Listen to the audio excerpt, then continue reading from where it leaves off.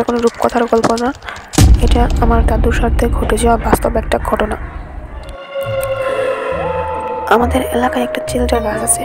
ওই চিলতে গাছ এত ভয়ঙ্কর, মানে সত্যি কথা বলতে দেখলেই মনে হয় যে গা ছমছম করে।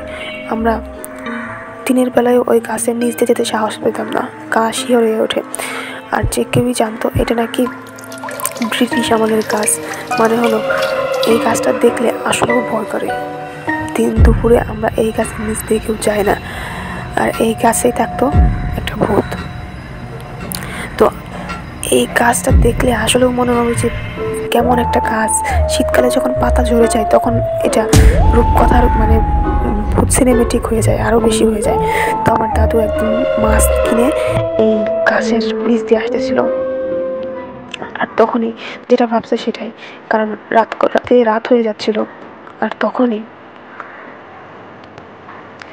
আইলাম তো এই গাছের নিচ দিয়ে, তখনই দাদু বুঝতে পারলো যে তার মাছ ধরে কেউ টানাটানি করতেছে। দাদু তো নাসুরবান্দা, মাছ তো দাদু দিবে না। ভূতটাও নাসুরবান্দা, যেভাবে হোক মাছটা নিবে। টানাটানি করতে করতে তারপর ভূতটা, কিরে তুই সামনে এসে দাঁড়াইছ কেন? কেন? আমাকে তার মাছটা দিয়ে যান।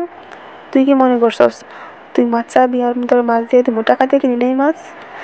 না, টাকা দিয়ে কিনো স্যার, যাই কিনো মাছটা আমাকেই দিবি। ওই কইছে, কইলে হইলো। না হলে কি করবো তুই জানিস তো? শোন, আমার সামনে দাঁত বিছলান দিয়ে লাভ নেই। ওই হেলি পড়া দাঁত আমার দিয়ে কামাবো না। তার থেকে পথ ছাড়, আমি যাই গে। না, পথ ছাড়বো না। পারবি না? খারাপ তাহলে ভিডিওটা ধরিয়ে নেই। তো এরকম ভাবে তো চলতেছে। এখন আমার দাদু নাসুরবান্দা, আর ওটাও কি একটা অবস্থা। আমার দাদু একদমই ভয় পাইতেছে না। কিরে, তুই আমাকে দেখে ভয় পাস না? কি কস? তোর হেলি পড়া দাঁত দিয়ে বিছুনি দিলে আমি ভয় পাবো নাকি? মুখ দিয়ে আগুন বাড়ে সর। এক পর্যায়ে গিয়ে সত্যি সত্যি ভূতের সাথে আমার দাদু লাগছে। তো একদম হচ্ছে কুস্তির মতো গায়ে জড়াজড়ি লাগছে।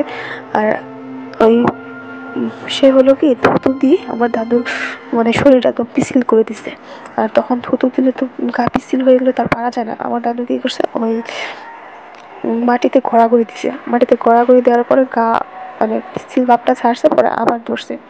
ধরার পরে সত্যি সত্যি সেদিন আর ওই ধরতে পারে নাই। আমার দাদু তারপর চলে আসছে। কিরে, আজকে তোর সাথে পারলাম না, কিন্তু তোরা ঠিক দেখে নেব। আচ্ছা দেখে নিস, আসিস তুই। তারপরে আর কি, তারপরে আমার দাদু বাড়ি চলে আসছে। বাড়ি চলে আসার পরে আমার কর্তা বলতেছে, হাই হাই, তুমি কোথায় থেকে আসছো? তোমার গা দিয়ে এত গন্ধ কেন? দাদু আর কোনো কথা বলে নাই, বলছে তাড়াতাড়ি আমারে জল দে, আমি স্নান করি, আগুন পোহাই, তারপর আজকে আমার সাথে আর কোনো কথা বলিস না। এই হলো ঘটনা।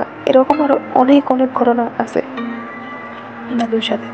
সো ওগুলো প্রতিদিন আস্তে আস্তে বলবো। আর আপনারা হলো আমার চ্যানেলটা যদি ভালো লাগে তাহলে সাবস্ক্রাইব করে রাখবেন।